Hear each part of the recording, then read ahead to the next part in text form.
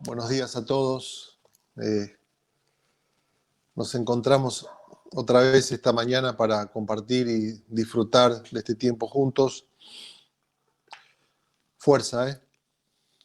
Falta menos. No sabemos cuánto, pero falta menos.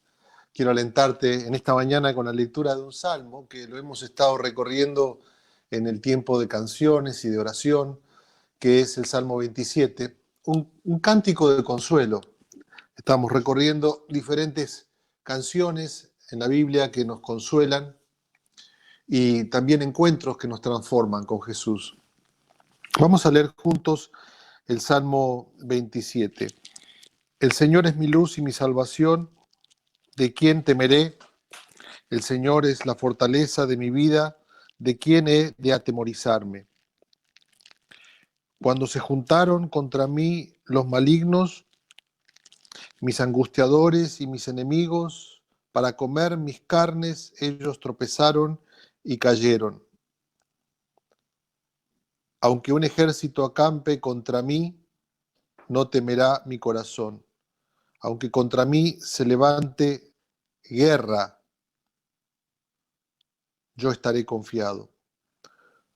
Una cosa he demandado, fíjate lo que dice, una cosa he demandado al Señor y esta buscaré, que esté yo en la casa del Señor todos los días de mi vida, para contemplar la hermosura del Señor y para inquirir en su templo.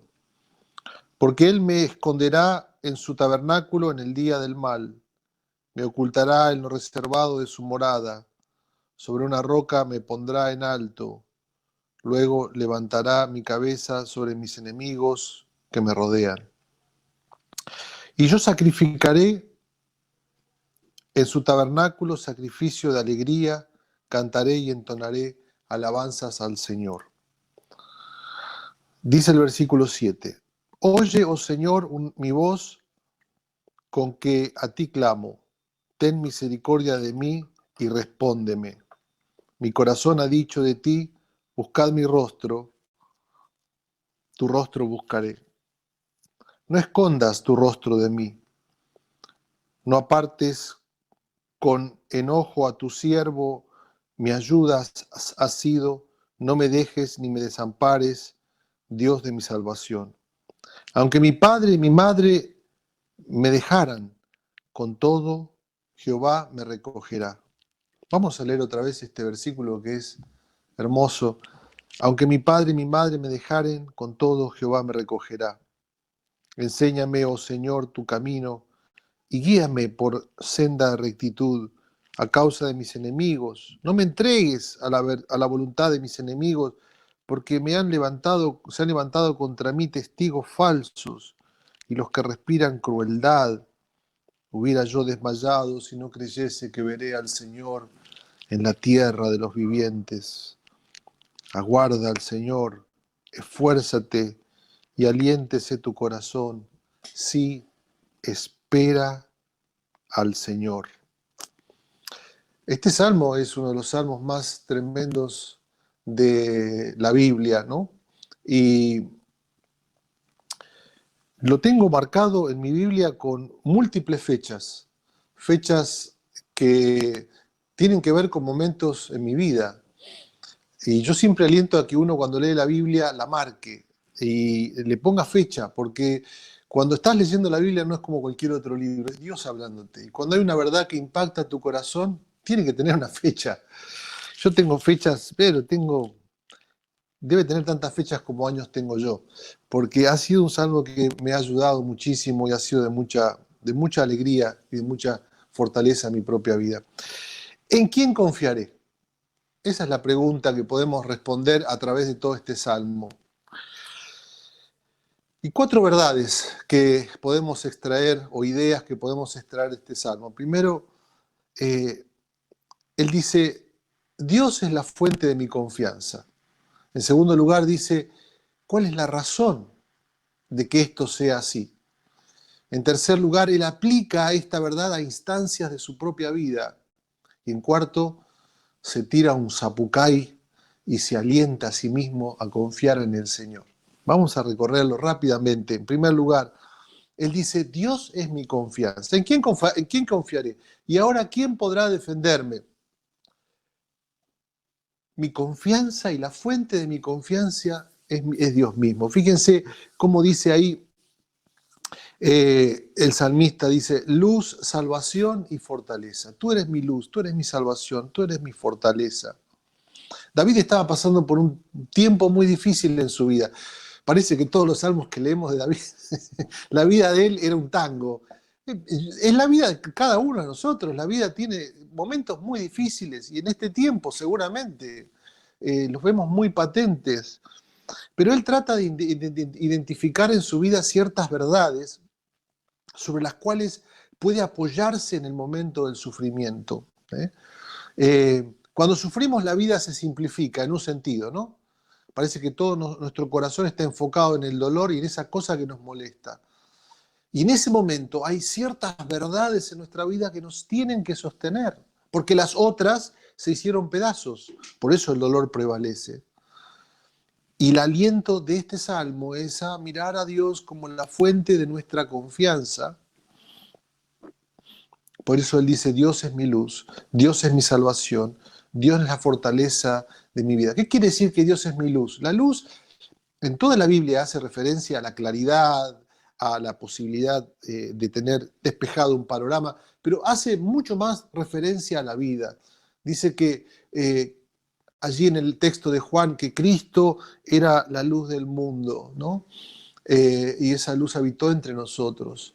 Esta luz tiene que ver con la vida misma. Dice, Dios es mi vida, Dios es mi salvación. David está allí afirmando que Dios es su libertador, Dios es su fortaleza. No Dios me da luz, salvación o fortaleza, como decíamos del Salmo 46, sino que Dios es, ¿no? Y esta es una verdad tremenda para nosotros. Una verdad que cuando es verdad se adecúa con la realidad. En la cancha se ven los pingos, ¿no? Toda verdad que vos decís en tu vida que te sostiene, cuando llega el momento difícil, te tiene que sostener. Y entonces es verdad. La verdad es una realidad, una proposición que se adecua a la realidad. Si esa realidad o esa verdad puede sostenerte en el momento del dolor, entonces es una verdad. Y aquí dice, hay una verdad en mi vida. Dios es mi luz, mi salvación y mi fortaleza. Por eso se pregunta, ¿de quién temeré? Así hace, ¿de quién temeré? ¿De quién he de atemorizarme? Y él recuerda en el versículo 2, allí pensando todavía en esto, que Dios es su confianza, él recuerda estas instancias en su pasado, ¿verdad? Cuando se juntaron los enemigos, dice, para comer sus carnes, ¿no? Con una vívida imagen, ¿no? Para matarlo, para destruirlo. Él recuerda que Dios fue fiel, ¿no? Y la Biblia es la historia de un Dios que es consistente en la vida, que es consistente con lo que dice y lo que hace. Eh, si estás escuchando este mensaje ahora, quiere decir que estás de este lado de la tierra de los vivientes. No puedes decir que Dios no ha estado en instancias claves de tu vida. Si estás hoy aquí escuchando este mensaje, es porque Dios ha sido fiel. De alguna u otra manera, vamos a hablar un poco más acerca del sufrimiento, pero Dios ha sido fiel. Y David recuerda estas instancias en su vida donde Dios ha sido fiel. Esta verdad ha sido sustento para él en momentos difíciles. Y piensa en el futuro. Y dice, aunque un ejército acampe contra mí, etcétera, su imaginación corre a lo difícil que la vida puede tornarse, ¿no? Y me gusta esto de la realidad bíblica, ¿no? Porque no evade lo que puede ocurrirnos, ¿no? No es estos pensamientos, no pienses en lo negativo porque te va a venir, no lo invoques, ¿no? Hacerle la cruz o... David dice, a ver, y lo hemos repetido esto muchas veces, ¿no? Pero es una verdad que es aplicar a cada día de nuestras vidas. Y David dice, aunque un ejército acampe contra de mí, no temerá mi corazón. Y me acordaba de García Márquez, el autor colombiano, que una vez cuando tuvo que dar un discurso, habló acerca de este estilo que se ha inventado aquí en Latinoamérica, que se llama el realismo mágico, y él decía, Este estilo solamente puede ser verdad o puede haberse inventado en Latinoamérica, porque es tan cruda la realidad que vivimos, que a veces esa realidad supera toda ficción, ¿no? Y entonces pensaba, ¿quién hubiera pensado que estuviéramos viviendo una instancia como la que estamos viviendo hoy en este tiempo? Pues entonces imaginémonos al salmista hablándonos al corazón y podamos nosotros decir, Señor, aunque esta realidad supere la ficción, no temerá mi corazón, voy a confiar en ti. Primero, Dios es mi confianza. ¿Es Dios tu confianza? ¿Cuál es la razón por la cual Dios es su confianza? Y el versículo 4 al 6, David nos responde, ¿cómo adquiero esta confianza? ¿Cómo hago esta verdad una verdad para mi vida? ¿Cómo hago para que esto me sostenga? Entonces leemos rápidamente, dice, una cosa he demandado al Señor, esta buscaré, que esté yo en la casa del Señor todos los días de mi vida, para contemplar la hermosura de Jehová y para inquirir en su santo templo. David ha encontrado la belleza de la comunión con Dios. Esa es la una cosa, dice, una cosa, es la una cosa que él desea, esa comunión con Dios. Es la perla de gran precio. ¿Se acuerdan cuando Jesús hablaba que el reino de Dios es la perla de gran precio? Dice que como uno encuentra esa perla y vende todo lo que tiene para tener esa perla. Eso es la comunión con Dios. Eso es el encontrar en Dios nuestra cosa suprema. Entonces, él se fijaría en el templo, ¿no? Allí, porque el templo era ese lugar donde Dios habitaba en su forma relacional. Era donde Dios estaba con su misma presencia con la cual se relacionaba. Dios está en todas partes, pero en el templo era el lugar donde prefiguraba, mostraba todo lo que Dios hace para relacionarse con nosotros. Y él dice, yo quiero estar en ese lugar. Yo quiero estar allí en el templo. Una cosa es esa cosa, aquella cosa que despeja en él toda otra confusión y temor. Es el amor de Dios. Es esa comunión con el amor de Dios. David dice, la comunión con Dios tiene la capacidad de eliminar todo temor. ¿Se acuerdan lo que decía el apóstol Juan? Lo decíamos hace unos domingos atrás. El perfecto amor que dice, echa fuera el temor. Yo pensaba esto, lo anoté. Mis temores son directamente proporcionales a la vulnerabilidad de las cosas que son mis mayores alegrías. ¡Wow! Hoy estoy filósofo. Mis temores tienen que ver con las cosas que yo más amo, con aquellas cosas que más alegría me dan. Las cosas que más alegría me dan son las cosas que más temores me dan, porque si las llego a perder se me acaba todo. Pero David dice, si yo tengo a Dios, si tengo esa comunión con Dios, no tengo miedo. Viviré sin miedo. Estoy a salvo. Puedo confrontar lo que sea, porque esa cosa no la perderé jamás. Hay una cosa que no perderé jamás y es la posibilidad de esa comunión con Dios. Esa comunión con Dios es vital, es para la cual fuimos creados vos y yo. Y es para lo cual Dios ha hecho todo lo que ha hecho a lo largo de la historia y en toda la Escritura para rescatar en nosotros. Es esa comunión con Él. ¿Te acuerdas lo que dice Romanos capítulo 8? Dice, nada me separará del amor de Dios. Así que aquí hay un gozo. Él se deleita en pensar, yo quiero esto, quiero estar en ese lugar que prefigura la forma en que Dios se ha conectado con la humanidad. Yo quiero estar en eso, y eso es mi deleite. Me acordaba de Jonathan Edwards, que decía lo siguiente, era un pastor del siglo XVIII, decía lo siguiente, él decía, hay dos tipos de personas, el religioso y el cristiano. El religioso es el que se acerca a Dios por lo que Dios le puede dar. Y el cristiano es el que se acerca a Dios por Dios mismo. ¿Quién te parece que está aquí prefigurando David? David está diciendo, yo me acerco a Dios no por lo que Él me puede dar, me acerco a Dios por Dios mismo, porque sé que en esa comunión está mi vida.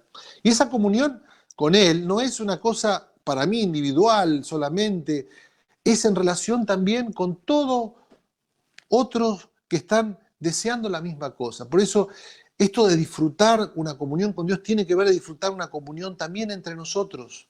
Por eso la iglesia no se puede vivir de forma individual.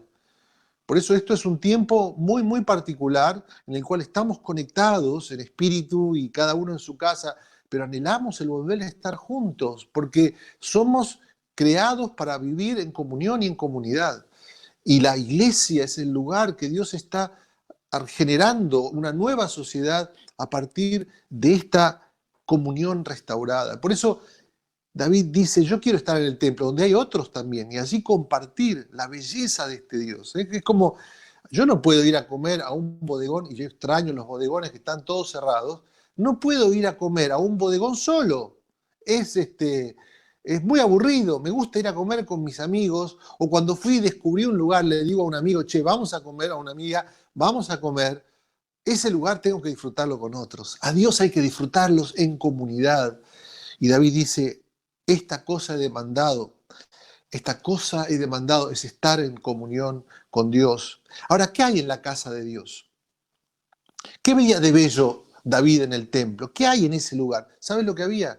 Había rituales y había todo un sistema de adoración, de sacrificios, que representaban la forma en la cual Dios se conectaba con el ser humano. Allí vería David un par de cosas. Vería David, en primer lugar, que hay un Dios que es tremendamente santo, perfecto, un Dios hermoso en sí mismo, y es tan perfecto que, que es imposible que yo me pueda acercar a Él. En segundo lugar, entonces, él vería cuán lejos estamos de Dios y cuán no merecedores de estar en comunión con Él a causa de nuestro pecado, a causa de nuestra desobediencia, a causa de nuestro egoísmo.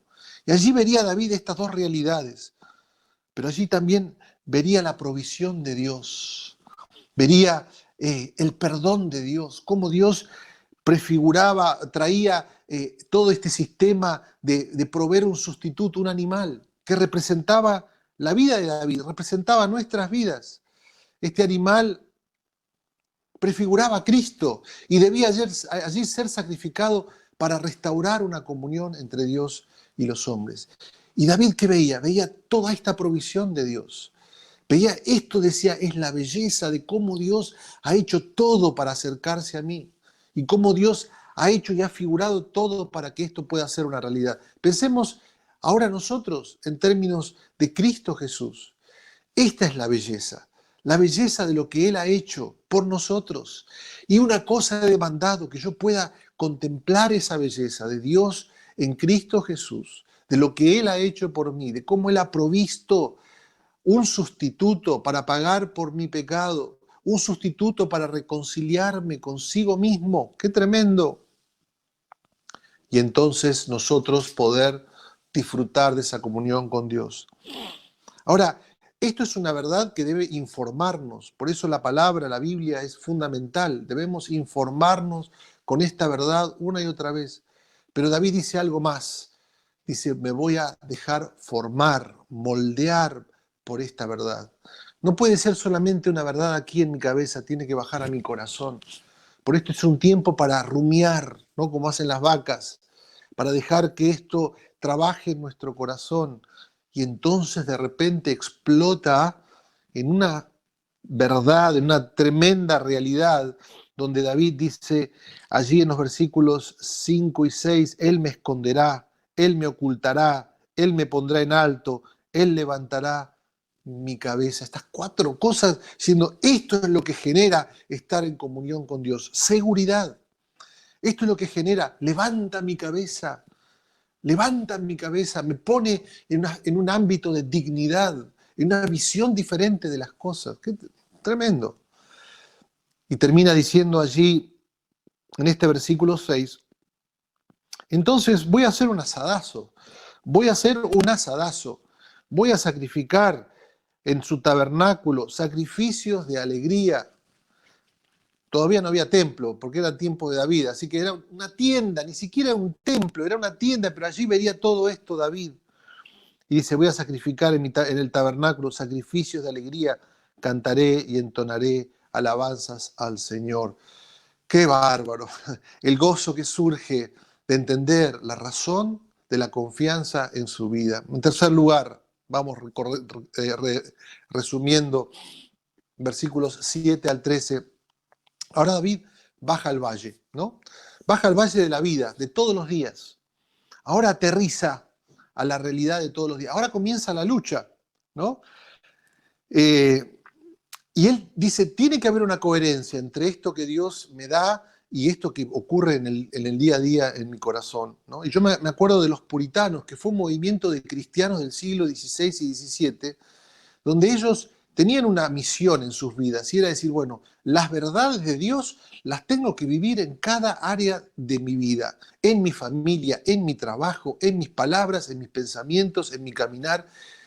Y ellos eran hombres y mujeres y niños que vivían y querían vivir esta realidad en el día a día. Yo tengo un libro, que es el libro más viejo que tengo, hoy lo saqué para mostrártelo, es un libro que tiene de la época de los puritanos, y es un libro de los puritanos.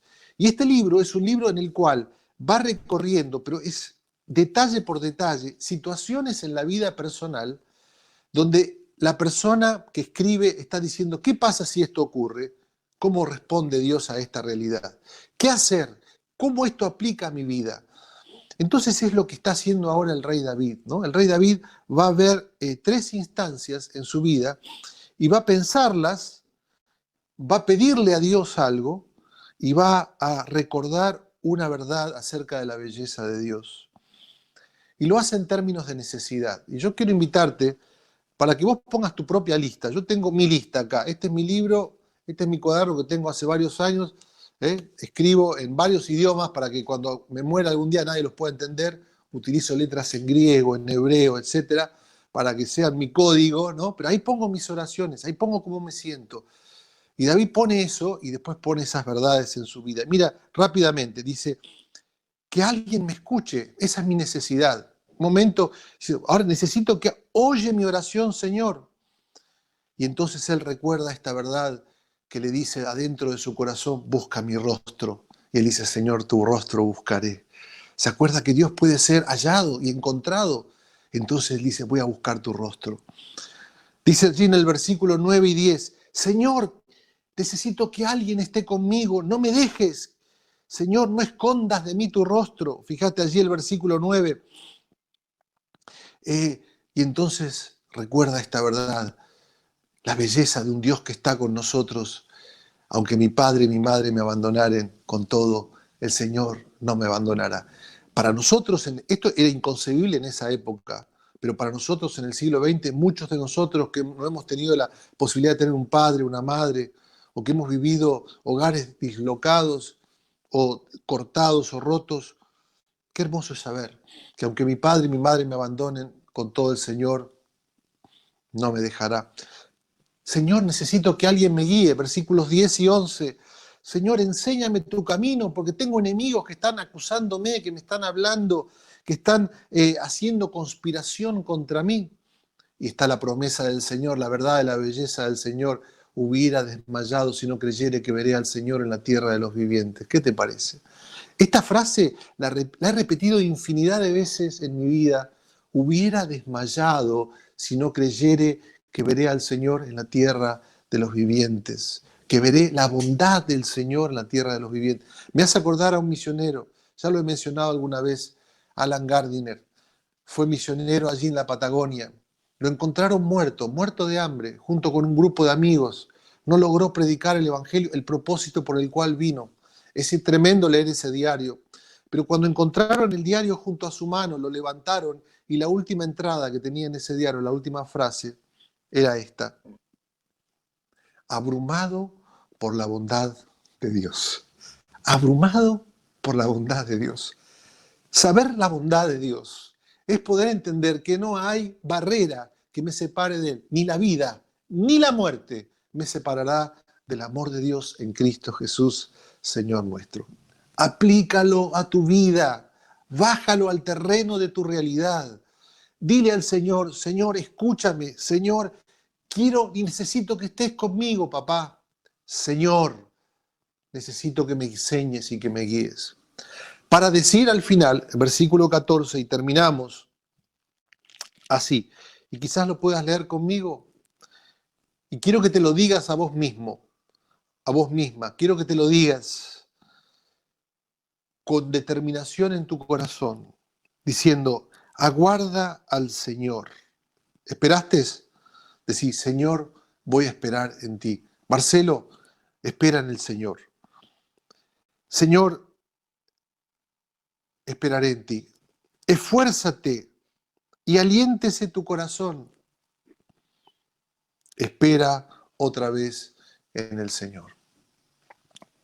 Espera en el Señor, en esta pandemia, en esta cuarentena. Decítelo, voy a esperar en el Señor. Vamos a orar.